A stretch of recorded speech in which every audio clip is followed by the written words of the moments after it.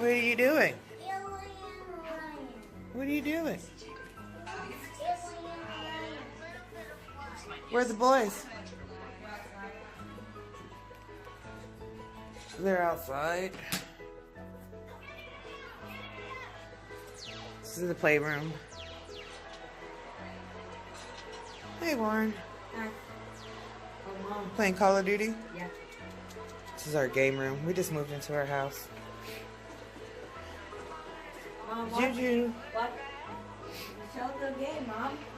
Let me show them merging people. I'm vlogging. I'm making a vlog. Wait, really? Yes, really. Who's toasting this? I'm eating it. Glasses. It's hard. Oh my god, yeah. Oh. Well, it might be Jason. What? I don't know. Oh my god.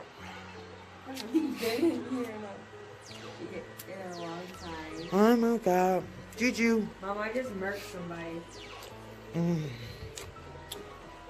Shouldn't murk anybody. Hello everybody. Welcome to my channel. I want to talk to you about my journey with endometriosis. It started when I got pregnant with my first son. Having a baby is one of the best experiences you can have as a woman. But no one tells you about all the risk that you take with your life when you have a child. So after I had my first son, Warren, I had terrible pains between periods, and I was just in and out of the hospital, just in and out, in and out, in and out. Then one day, I just went to the doctor because I had terrible heartburn, and I just thought it was because of, because I was pregnant, and then I had my son, and I just thought the heartburn never went away. So I found out that I had gastritis. So I took medicine to rebuild my stomach lining because I had tiny holes all over my stomach lining. Then I kept getting sick. I was going into the hospital sometimes 3 and 4 days out of the month, every month. So when I met my new husband, we decided to pack up everything that we owned and move to Arizona. As soon as we got to Tucson, I was pregnant. And I didn't think I could have a baby again because I had so many complications with a previous pregnancy before Warren, after Warren, where I had an ectopic pregnancy where the baby flew out of the egg was still developing in my fallopian tubes. And I almost died, like serious. But I was still hopeful. And I wanted to give my new husband a baby so bad. Like, he already had a daughter, I had a son. So just having a kid together just meant everything to me. So I kept going to the hospital because I had cysts growing and bursting while I was pregnant. And nobody knew what was going on. So fast forward, I'm still having pain. I'm passing out at work. I'm just doubled over in pain, cramps, it just felt like a stabbing, burning feeling in my uterus. Well, I finally found a doctor that believed in me, that believed in my story. This is 9 years now. 9 years of pain, suffering, just can't get out of bed for some days, crying, scaring my husband, my children, my parents, because I'm just always in pain. And where I work now, my supervisor, she, we had plenty of talks of just women problems and things that you go through with being a woman. And she told me, go to my doctor, because my doctor is really good.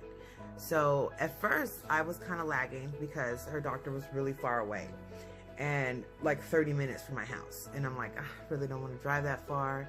I have an OB right here, but my OB was not doing the job. Like, he was pretty much complaining that I was complaining, to the point where it was just a bad relationship. You know what I mean? Once you get into those toxic relationships and it's hard to get out, excuse me, that's how it is when you're OB. Your OB is your relationship, you know what I mean?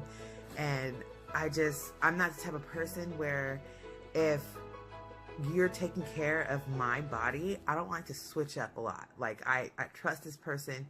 If you're gonna, like, tell the truth, your OB is who you tell the truth to. Your doctor is who you tell the truth to, because that's the person that's taking care of your body. So I go to this lady. I'm telling her, hey, I was going to this really, really wonderful OB, but he just wasn't finding out what was wrong with me. Like, I was telling him I was having pain when I had sex. I was having pain between periods. I was just having pain all the time. Like, I constantly hurt. Like, my pain level was at like a 5 or 6 every day. Like, who wants to be in pain like that all the time? And I'm only 32, you know?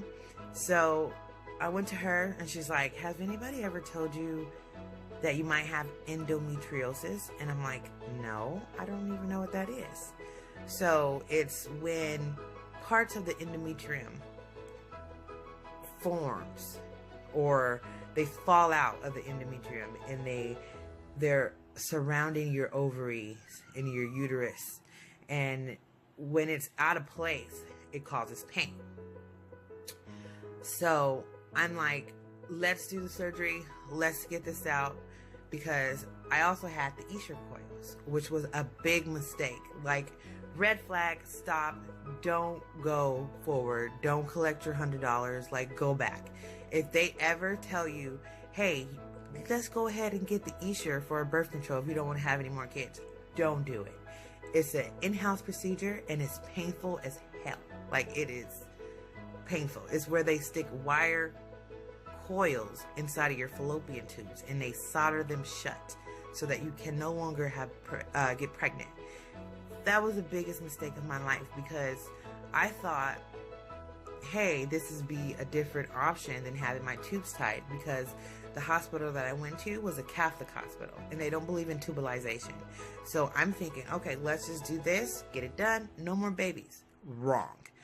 I was in so much pain, like the side effects were like out of this roof. Crying all the time, I was depressed all the time. I mean, I was just not in a good place.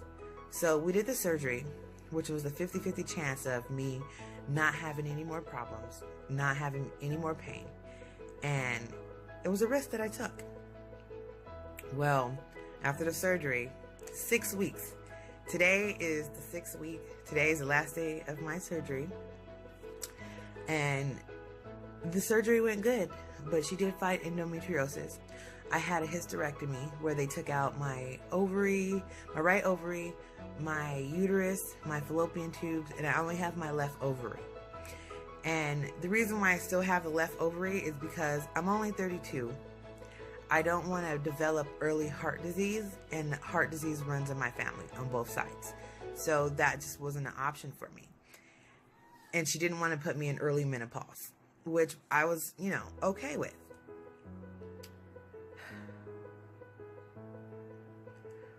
What they don't tell you is that there is no cure for endometriosis. And the more I read about it, the more depressed I became. The more heartbroken I came, because I felt like my life was being taken away from me. I felt like, even though she saved my life, I felt like my life was over.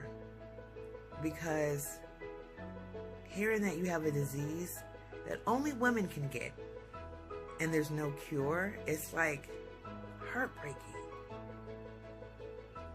It's like finding out you have cancer. And I joined a support group, but now the support group is making me even more depressed about it, because endometriosis can grow on other organs surrounding the uterus. Like, it can attach itself to the surrounding organs and cause lesions on them. And the doctors can remove them, but it can grow back. So now I'm facing having to have more than one surgery for the rest of my life. I'm doing hormone therapy, but I'm telling you it's not working, because now the endometriosis is growing on my left ovary. So it's a journey. I'm going back to work on Monday, which I'm excited because being bedridden, as you can see, is a nightmare. Like, I hate it. Like, I have to be doing something. But now it's just, I can't dance like I used to. I can't move around as much as I used to. I can't do a lot of the things that I used to do. I have to change my diet so I can get the weight off, because the weight was just piling on from depression, and I'm an emotional eater. So, and then I have insomnia, which is really, really bad. Like, I go to sleep at 5 o'clock in the morning every single day. It's draining. I mean, I'm glad that I work at night from 5 to 1:30 in the morning, because I can't sleep at night.